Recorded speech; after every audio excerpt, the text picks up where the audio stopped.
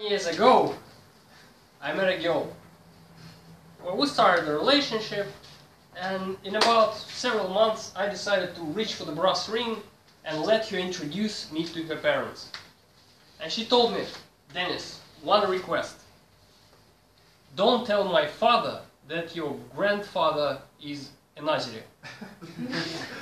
So I can understand you. Mr. General Evaluator, fellow Toastmasters, and two guests. Rahim, I will be evaluating in about 3 minutes. In the next 3 minutes, I'll be evaluating the technical aspects of your speech, and I want to tell you 2 positive things I learned about your speech, and give you 2 recommendations. And we'll start with 2 positive things. The positive things are: the first one is your vocal variety.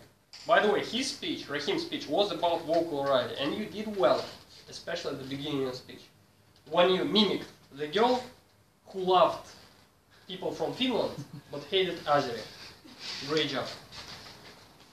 Another thing that I liked about your speech is humor. Great thing. I envy you. Try to joke all the time. It doesn't work all the time.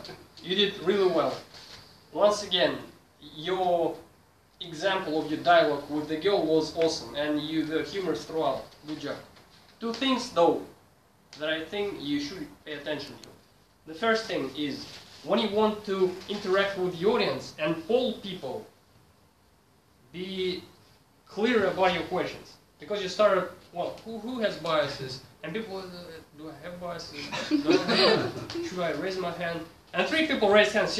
Well, they don't have biases. You not go, oh, I don't have biases. And you say, well, 9 people have, but 3 who raised their hands first have biases. And they're sitting there, well, I didn't mean that. And I was among the first 3, by the way. The second thing, what was the purpose of your speech? What did you want to achieve with your speech? Right. To call people to not discriminate others. So you wanted to persuade people not to be discriminative about other people, right? Now answer me. Why did you tell us about a very interesting test about fat and thin people you took? How did it help you to persuade people not to be discriminative? Why did you tell people about positive aspect of biases if you wanted to persuade us not to discriminate other people? The point is, when you have your goal in mind to persuade people, everything you say in your speech should help you in that. So, in short, with recommendations, be clear when you poll people on something, and make sure everything you do in your speech help you to achieve your purpose. I think on the whole it was a rather nice speech. Congratulations.